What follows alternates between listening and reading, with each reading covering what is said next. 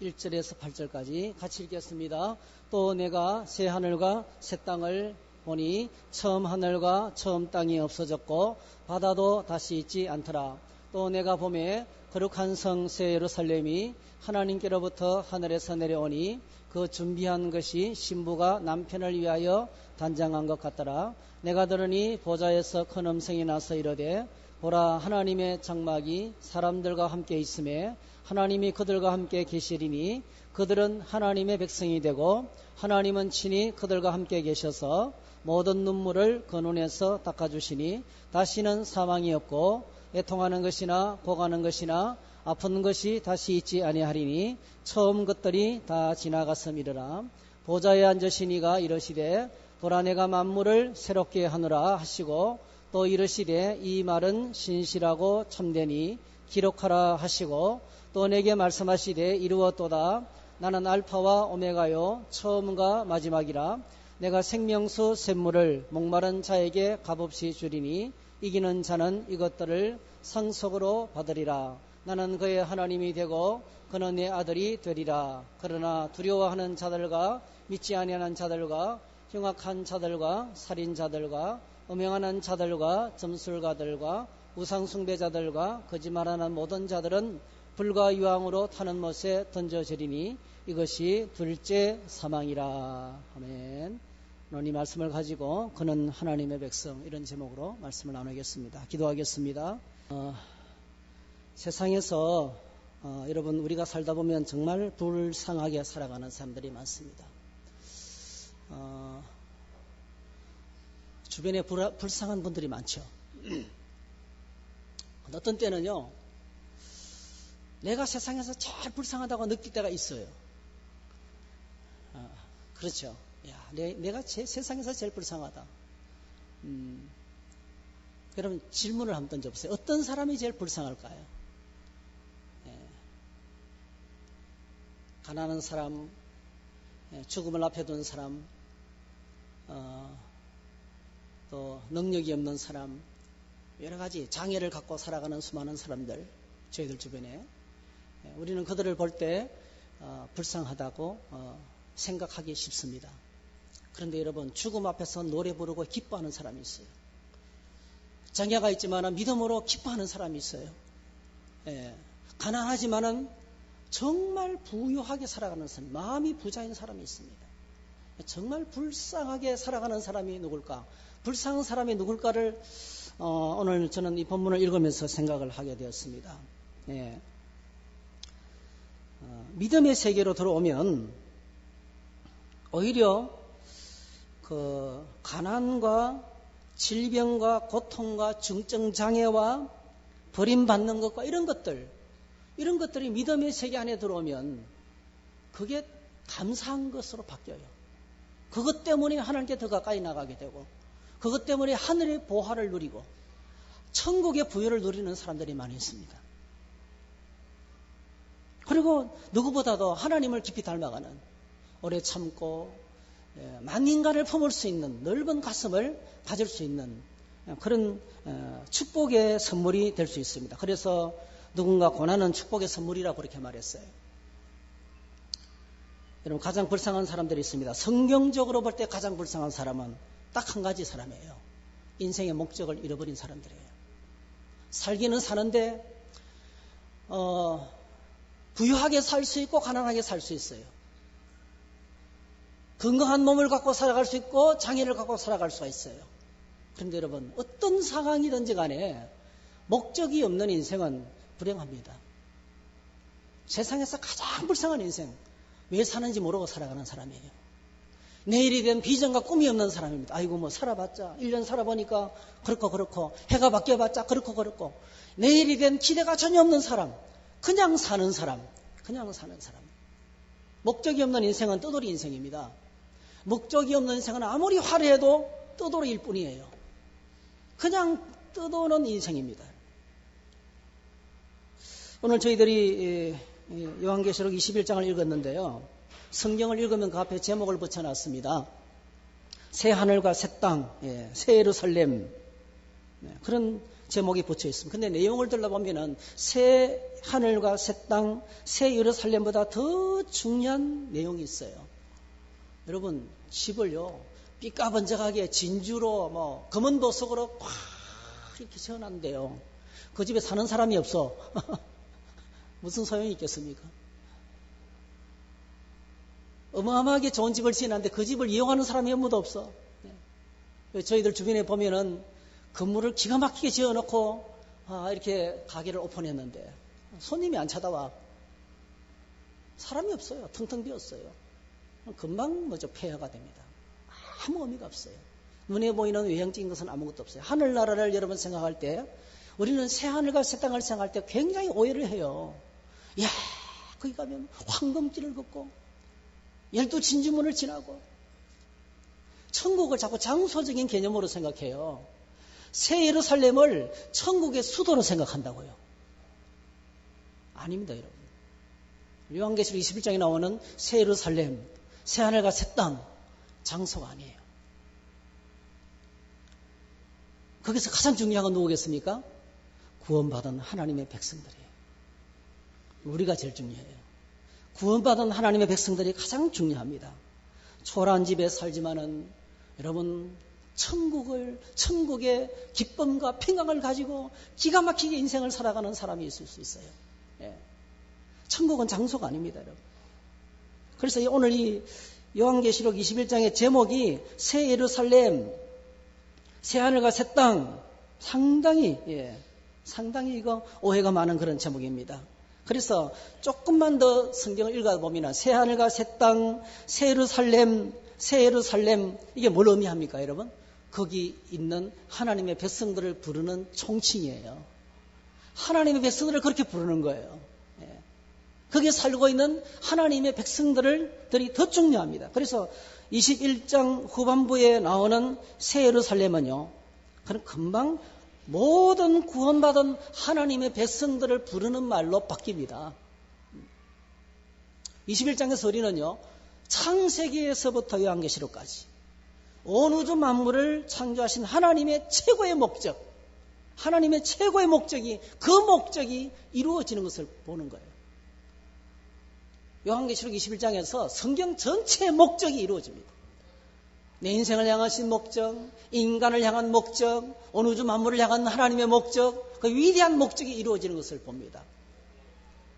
여러분, 한 해가 거의 다 끝나가고 있는데 오늘 가장 이 한 해를 멋있게 보낸 사람은 목표를 세웠고 그 목표를 향해서 열심히 달려갔고 그리고 그 목표를 이룬 사람일 거예요. 그런 사람이 되시기를 축복합니다. 그런 사람은 가장 기쁘고 행복합니다. 그런데 여러분, 우리 인생의 마지막 여정에서 가장 멋있는 인생, 가장 화려한 인생, 가장 영광스러운 인생은 하늘 목적이 다 이루어지는 겁니다. 하늘의 목적이 다 이루어지는 것을 우리가 요한계시록 21장에서 보게 되는 것입니다. 21장 6절에 보니까 알파와 오메가 되시는 하나님께서 이루었도다 이렇게 이제 선언합니다. 하나님이 태초부터 계획하시고 진행하신 최고의 목적이 다 이루어졌다는 말입니다. 하나님이 이루신 그 최고의 목적이 뭡니까? 그게 바로 새 하늘과 새 땅이죠. 새 예루살렘입니다. 여러분, 그 새 예루살렘이 바로 뭡니까? 21장 3절 4절에 보니까 내가 들으니 보좌에서 큰 음성이 나서 이르되 보라, 하나님의 장막이 사람들과 함께 있으며 하나님이 그들과 함께 계시리니 그들은 하나님의 백성이 되고 하나님은 친히 그들과 함께 계셔서 모든 눈물을 그 눈에서 닦아주시니 다시는 사망이 없고 애통하는 것이나 고가는 것이나 아픈 것이 다시 있지 아니하리니 처음 것들이 다 지나갔음이더라. 자, 하나님의 최고의 목적, 마지막 목적, 하나님이 그들과 함께 계시고 그들이 하나님의 백성이 되고 하나님과 백성이 임마누엘로 같이 있는 거예요. 같이 있는 거예요. 그 목적이 이루어졌습니다. 요한계시록 21장 7절에 보니까 나는 그의 하나님이 되고 그는 내 아들이 되리라. 그냥 백성이 아니고 뭐죠? 깊은 가족관계. 하나님이 우리 아버지가 되십니다. 우리 아버지와 함께 같이 있는 거예요. 아들이 2년 만에 독일에 있다가 왔는데요. 와서 뭐 이런저런 이야기도 하지만은 같이 앉아 있는 게 좋은 거예요. 그냥 그 손자들하고 같이 있는 게 좋은 거예요. 같이 있는 그 시간이 좋은 거예요. 왔더니 또 떠나기 전에 같이 놀았던 그 우리 손자 친구들 어저께는 가서 하루 종일 그 가서 같이 그냥 막 신나게 그 놀았던 복명주공 2단지 놀이터하고 몇 군데서 신나게 놀아. 같이 더불어 지내는 것이 행복이죠. 하나님의 마지막 소원이 요한계시록 21장에서 이루어지는데 하나님이 계획하셨던 그 꿈이 이루어지는 거지. 하나님이 그의 백성과 함께, 그의 사랑하는 자녀들과 함께 같이 이제 앉아서 식탁을 나누고 교제하는 것 시간입니다. 21장 17절에 보니까 그들과 함께하는 사람이 누굽니까? 오직 어린 양의 생명책에 기록된 자들, 오직 어린 양의 생명책에 기록된 자들과 함께합니다. 그래서 창세기 3장 15절부터 계속 말씀하시던 죄와 사망과 세상과 사탄의 권세 아래 고생하면서 신음하며 종노릇하던 하나님 백성들은 모두 다 구원하셨어요. 하나님 백성 삼으신 일을 다 이루십니다. 전부를 다 이루시는 것이 요한계시록 21장입니다. 그럼 구원이란 무엇입니까? 구원이라는 것은 죄와 사망의 권세, 세상과 사단의 종이 되어서 참된 행복과 참된 기쁨과 참된 평안을 잃어버렸는데 우리 예수님이 오셔서 그의 예수님의 사역으로 말미암아 십자가에 죽으시고 부활하시고 성천하시고 성령을 보내주시는 이 사역을 통해서 다시 하나님의 백성으로 회복되는 것이 구원입니다. 한번 따라합시다. 구원은 회복이다. 여러분 회복의 은혜를 경험하게 되기를 축복합니다. 그 주님이 구원을 다 이루신 거죠. 하나님 백성 삼으시는 일을 다 이루신 거예요. 완성하신 것입니다. 이것이 창세기부터 요한계시록까지 성경을 통해서 우리에게 보여주시는 하나님이 이루신 최고의 목적입니다. 한번 고백합시다. 꼭 기억하시면 좋겠어요. 하나님의 최고 목적은 구원을 이루는 것이다. 이 목적을 잃어버리면 안 돼요. 오늘 저와 여러분들이 신앙생활에 이 목적을 잃어버리면 안 돼요. 나를 향한 최고의 목적, 교회를 향한 최고의 목적, 민족을 향한 최고의 목적, 온 세상을 향한 최고의 목적이 뭡니까? 구원을 이루는 겁니다. 구원이 뭡니까? 다시 하나님의 영광스러운 백성으로 회복되는 것입니다. 이 목적을 이루시기 위해서 하나님은 졸지도 아니하시고 주무시지도 아니하셨습니다. 이 구원을 이루시는 하나님을 가리켜서 하나님의 열심이라고 그랬어요. 하나님의 열심. 여러분 어떤 일을 진행해놓고 광대산 공사만 해도 보십시오. 이걸 진행해놓고 이걸 이루기 위해서 얼마나 많은 사람들이 그냥 시간을 투자하고 자기 몸을 들여서 희생하면서 목적을 이루어갑니까? 그게 열심이죠. 열심. 근데 우리를 향한 하나님의 열심이 있다는 거예요. 하나님의 뜨거운 열정이 있다는 거예요. 이 열정을 이루시기 위해서 하나님은 졸지도 아니하시고 주무시지도 아니하시고 쉬시도 아니하셨습니다. 예수님께서 이 땅에 오셔서 공생의 사역을 하시면서 그런 구절이 나와요. 식사할 겨를도 없다. 식사도 쉴 겨를도 없이 막 일에 쫓겨서 수많은 사람들의 무리에 쫓겨서 그렇게 사역을 하셨습니다. 쉬지 않고 사역을 하셨습니다. 이사야 선지자가 이렇게 말씀하셨어요. 이사야 선지자가 이는 한 아기가 우리에게 낳고 한 아들을 우리에게 주신 바 되었는데 그의 어깨에는 정사를 메었고 그의 이름은 기묘자라 못사랑 전능하신 하나님이라 영존하시는 아버지라 평강의 왕이라 할 것임이라. 그 정사와 평강의 더함이 무궁하며 또 다윗의 왕자와 그의 나라를 굳게 세우고 지금 이후로 영원히 정의와 공의로 그것을 보존하실 것이라. 만군의 여호와의 열심히 이를 이루리라 했어요. 크리스마스는 하나님의 열심의 결과입니다. 크리스마스 성탄절은 온 땅의 모든 민족을 향한 하나님의 그 구원의 목적을 이루기 위한 시작이었어요. 오래전부터 준비하시다가 마침내 오셨어요. 한 아들을 우리에게 주신 바 됐는데, 그래서 이 하나님이 구원을 이루시는 열정은 어느 누구도 막을 수가 없어요. 헤롯 대왕이 모든 어린아이들을 다 죽이면서 하나님의 목적을 꺾으려고 했지만 꺾을 수가 없어요. 마귀들이 예수님을 십자가 못 박아버리면 끝나는 줄 알았어요. 아니에요. 십자가를 통해서 엄청난 구원이 이루어졌어요. 할렐루야. 이게 막을 수가 없는 거예요. 하나님의 은혜는 막을 수가 없는 거예요. irresistible grace예요. 불가항력적인 은혜예요.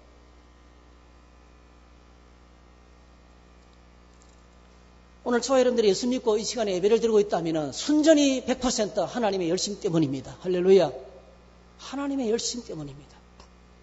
우주 만물의 창조자, 섭리자, 심판되시는 하나님께서 친히 이루실 것이라고 오래전부터 만군의 여호와의 열심히 이 일을 이루리라. 저는 이 말씀을 믿습니다. 내가 아무리 부족해도, 우리가 아무리 부족해도, 상대방이 아무리 부족해도 하나님이 이루십니다.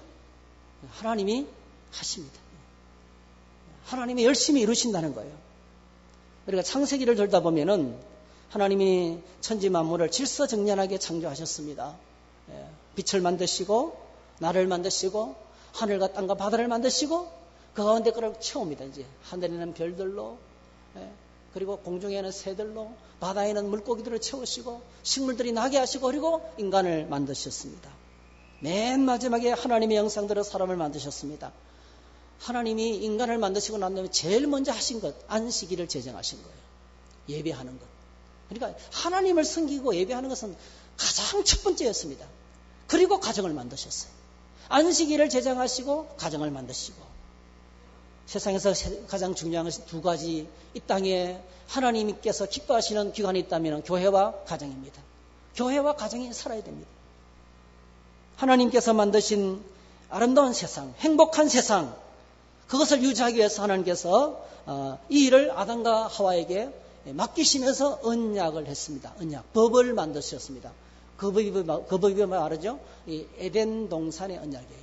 선악과 언약입니다. 한번 같이 읽어보겠습니다. 시작. 여호와 하나님이 그 사람을 이끌어 에덴 동산에 두며 그것을 경작하며 지키게 하시고, 여호와 하나님이 그 사람에게 명하여 이르시되 동산 각종 나무의 열매는 내가 임의로 먹되 선악을 알게 하는 나무의 열매는 먹지 말라. 내가 먹는 날에는 반드시 죽으리라.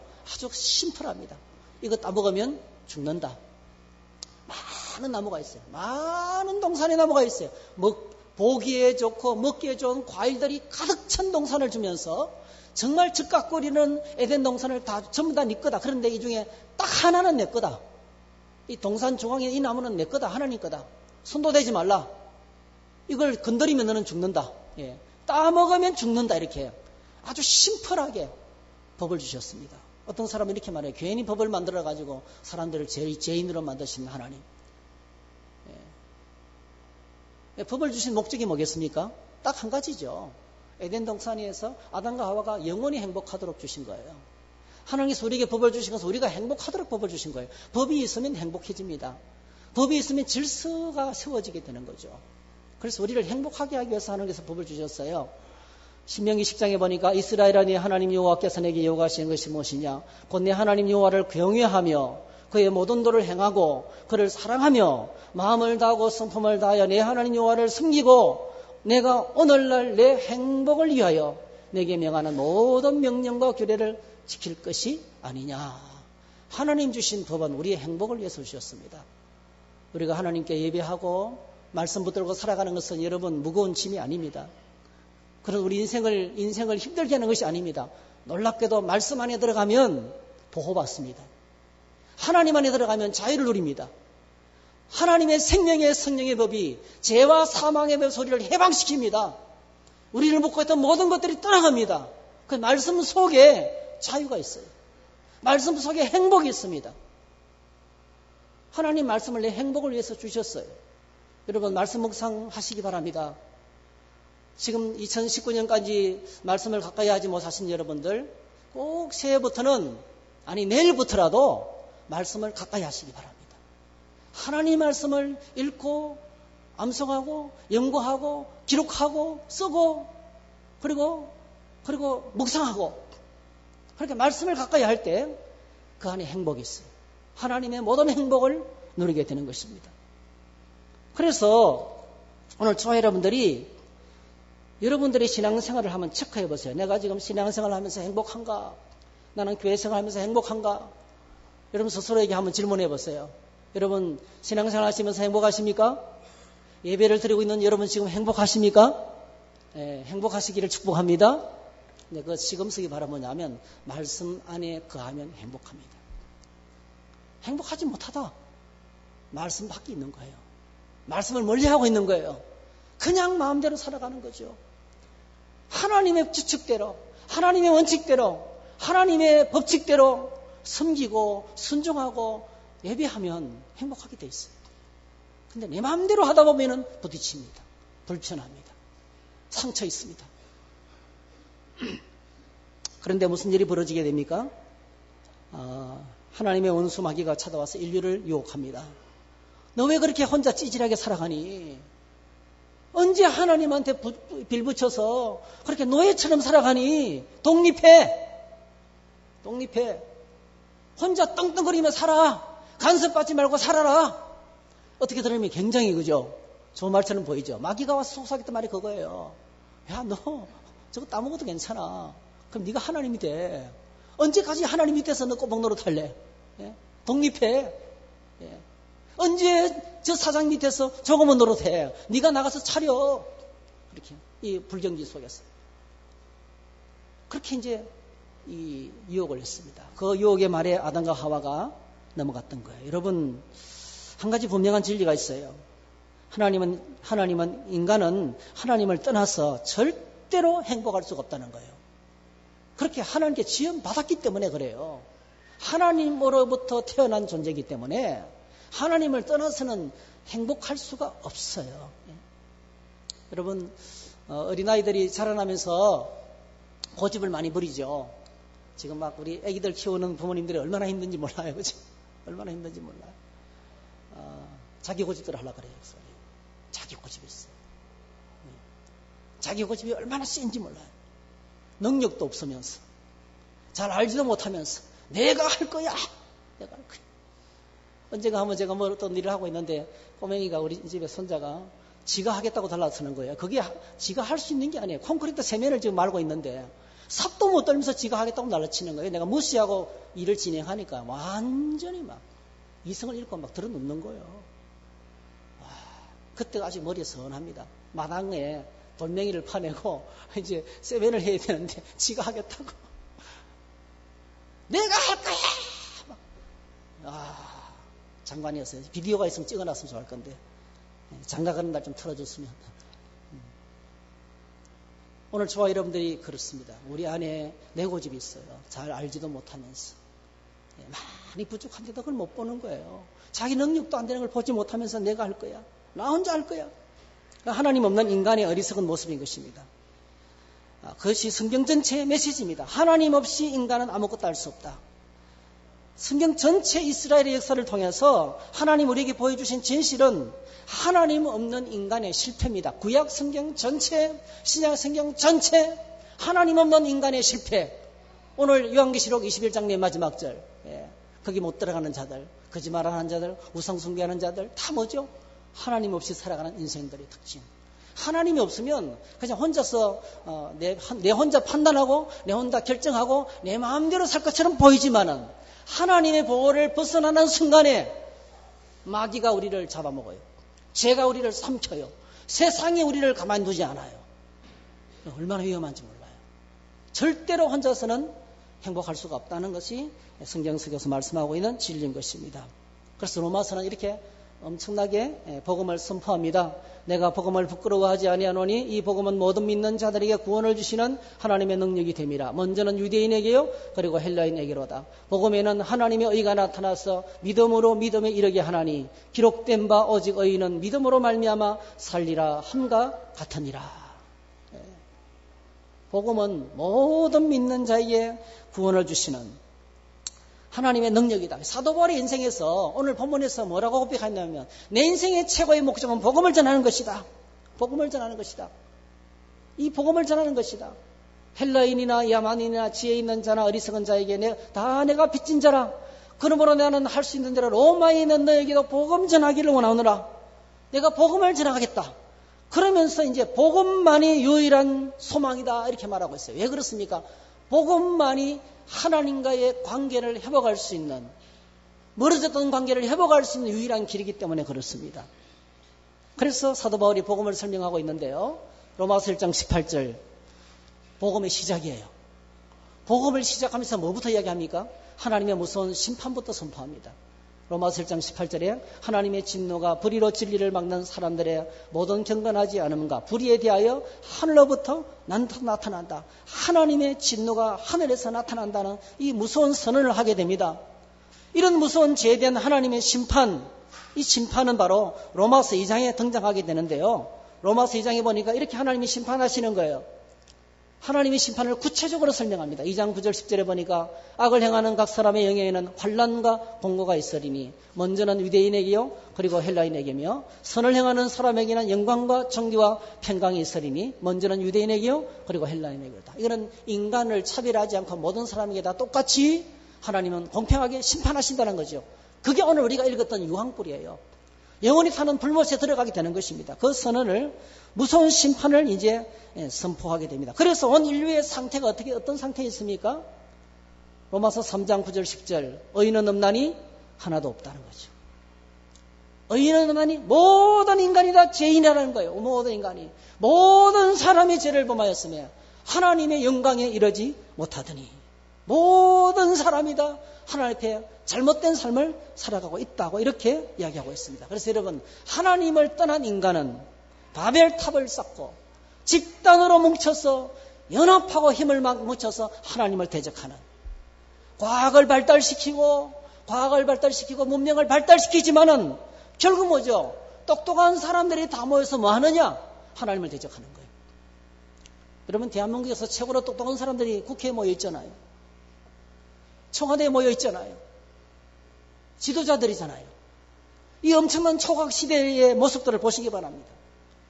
엄청난 정보가 쏟아지고 있지만 이 세상의 모습을 한번 보십시오. 갈등이 점점 더 증폭되고 있어요. 점점 더 살기가 어려워지고 있습니다. 점점 더 공기는 오염되고 있어요. 사람이 사는 환경이 엄청나게 나빠지고 있습니다. 정치 환경, 경제 환경 말할 것도 없고요. 계속 안 좋은 쪽으로 흘러가고 있어요. 마음속에 있는 이지와 욕심을 컨트롤하지 못하기 때문에 그렇습니다. 우주를 정복하고 있지만은요, 스스로 무너져 내리고 있는 거예요. 온 세상을 다 정복한 것처럼 보이지만은 실제로 너무 썩어 빠져서 내려앉고 있는 거예요. 이것이 바로 인류의 최대의 비극입니다. 그래서 구원은 어디서부터 시작됩니까? 여러분 꼭 기억하시면 좋겠어요.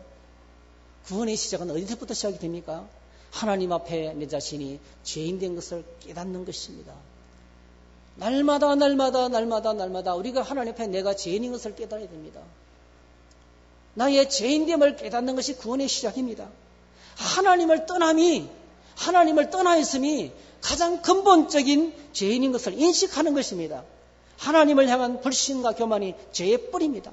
아직도 내 힘과 내 능력과 내 지혜로 내 고집으로 뭔가를 이룰 수 있다고 생각하는 사람, 아직 구원이 뭔지도 모르는 사람입니다. 그리고 우리를 사랑하심으로 하나님이 하신 일을 깨닫는 것입니다. 구원을 위해서 하나님이 하신 일 딱 한 가지죠. 예수 그리스도를 보내주셨습니다. 할렐루야. 한번 따라합시다. 성탄절의 은혜.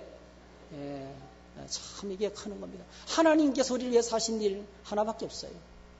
독생자 예수 그리스도를 보내주셔서 우리의 구원을 위해서 독생자 예수 그리스도를 보내주셨습니다. 이 엄청난 프로젝트를 하나님이 친히 준비하시고 진행하셨어요. 언제부터 진행하셨습니까? 에베소서 1장 3절 5절 찬송하리로다 하나님 곧 우리 주 예수 그리스도의 아버지께서 그리스도 안에서 하늘에 속한 모든 신령한 복을 우리에게 주시되 곧 창세전에 그리스도 안에서 우리를 택하사 우리로 사랑 안에서 그 앞에서 거룩하고 흠이 없게 하시려고 그 기쁘신 뜻대로 우리를 예정하사 예수 그리스도로 말미암아 자기의 아들들이 되게 하셨으니 했어요. 하나님께서 창세전부터 온 인류를 구원하기 위해서 온 인류를 회복하기 위해서 계획을 세우고 이를 추진하셨어요. 이걸 딱 한마디로 예정하시고 선택하신 거예요. 하나님의 예정은 구원을 향한 하나님의 큰 계획이에요. 예수 그리스도를 통해서 온 인류를 구원하실 하나님의 큰 계획, 이게 예정입니다. 그 예정 계획 속에 오늘 저와 여러분의 이름을 부르면서 포함시켰어요. 선택은 사랑이에요. 여러분 우리가 이런 일을 만나서 힘든 일을 만날 때 어려운 일을 만나면 하나님 날 안 사랑하는 거다. 우리는 얼마나 끓는 냄비처럼 얄팍한지 몰라요. 우리 생각이 얼마나 얄팍한지 몰라요. 힘들면 하나님 날 안 사랑하는 것 같다. 일이 잘 되면 아이고 할렐루야 하나님 날 사랑하는 것 같다. 그러지 않습니다. 딱 한 가지만 생각하세요. 내가 예수님을 믿고 구원받은 것만 봐도 뭐죠? 하나님 날 영원히 사랑하셔요. 영원히 날 사랑하시는 거예요. 흔들리지 말아야 돼요. 날 향한 하나님의 사랑에는 흔들리지 말아야 돼요. 그래서 선택하셨어요. 선택을. 하늘에 속한 모든 신령한 복을 주시려고 우리를 예정하시고 선택하셨어요.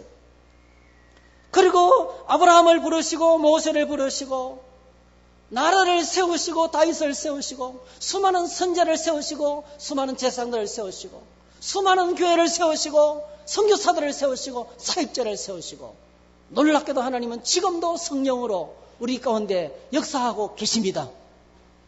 우리의 구원을 이루시기 위해서 요한계시록 21장의 이 목적을 이루시기 위해서 우리 모두 전부 다 한 사람도 빠지지 않고 저 영원한 천국에서 영광스럽게 하나님 아버지와 같이 있는 그 시간을 위해서 지금 이 시간에 하나님은 일하고 계십니다. 그래서 이 요한계시록 21장의 마지막 그림이 완성된 하나님 나라의 모습인 거예요. 참 얼마나 감사한지 모르겠어요. 미리 보여주는 거예요. 완성된 하나님 나라의 그림을 미리 보여주는 거예요. 하나님이 이루신 최고의 목적, 하나님 백성들의 구원입니다. 왜 이 그림을 보여주실까요? 오늘 저희들이 이 땅을 살아가면서 목적을 잃지 말라고, 인생의 목적을 잃지 말라고, 신앙생활의 목적을 잃지 말라고 이 목적을 우리에게 보여주시는 것입니다. 여러분, 하나님의 최고의 목적이 우리 신앙생활의 최고의 목적이 되시기를 축복합니다. 내 인생의 최고의 목적이 되시기를 바랍니다. 구원입니다.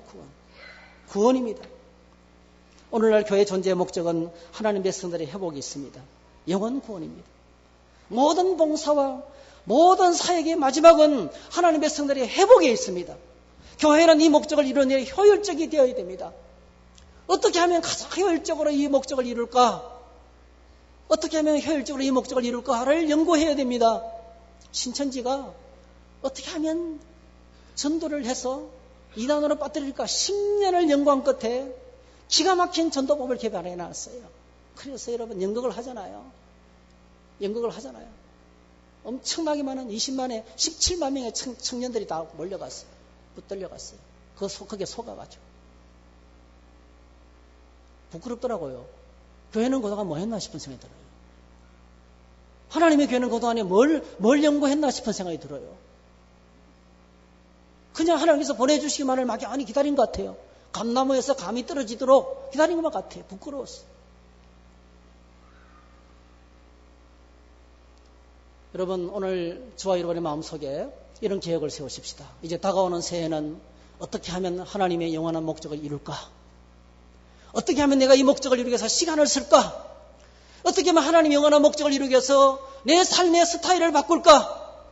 어떻게 하면 하나님의 이 목적을 이루기 위해서 우리 삶의 라이프 스타일을 바꾸고 인생의 가치관을 바꾸고 목적을 바꿀까? 일만 하다가 평생 일에 끌려 살다가 죽는 것이 아니고요. 세상 쾌락을 쫓아 따르다가 그냥 허망 없이 인생을 허비하는 것이 아니고요. 가장 효율적인 하나님의 구원을 이루기 위해서 물론 지름길은 없어요. 그러나 어떻게 하면 구원을 이루고 하나님의 역사를 이룰까를 같이 기도했으면 좋겠어요. 어떤 사람이든지 어떤 문제를 가진 인생이든지 천주 성도교에 들어오면 해결되고 회복되고 치유되는 구원의 역사가 임하기를 기도하십시다. 그런 공동체를 만들어갈 때 하나님이 가장 기뻐하시게 될 줄로 믿습니다. 지금 이 시간 굉장히 소중합니다. 여러분, 한 해를 마무리하는 시점이에요. 이 마무리하는 시점에 생각이 있어야 됩니다. 여러분, 고민을 해야 됩니다. 어떻게 살까? 새해는 어떻게 살까? 새해는 뭘 위해서 달려갈까? 고민하는 시간을 가지셔야 됩니다. 저는 무지하게 고민이 돼요.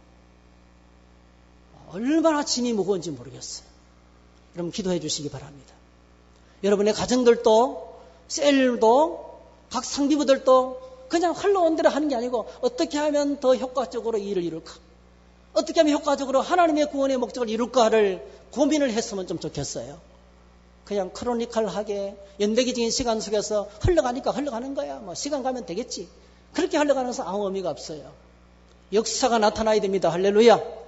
내가 섬기는 사역의 현장 속에 구원의 사건이 벌어져야 됩니다. 사람들의 마음의 문이 열리는 소리가 들려야 돼요. 뜨겁게 부러지죠. 기도하면서 나가야 돼요. 목적을 잃지 않고 나가야 됩니다. 저는 요한계시록 21장을 오늘 아침에 묵상하면서 막 가슴이 벅찼어요. 하나님의 목적, 날 향한 하나님의 비전과 목적, 여러분 오늘 이 비전을 되찾고 이 목적을 깨닫고 이게 눈이 열리면 우리 인생이 새로워지게 될 줄 믿습니다. 교회가 새로워지고 공동체가 새로워지고 이 나라가 새로워지게 될 줄 믿습니다. 그렇게 기도하는 저와 여러분 되시기를 주의 이름으로 축복합니다. 할렐루야. 자리에 일어나셔서 함께 찬양합니다. 518장 찬양하겠습니다.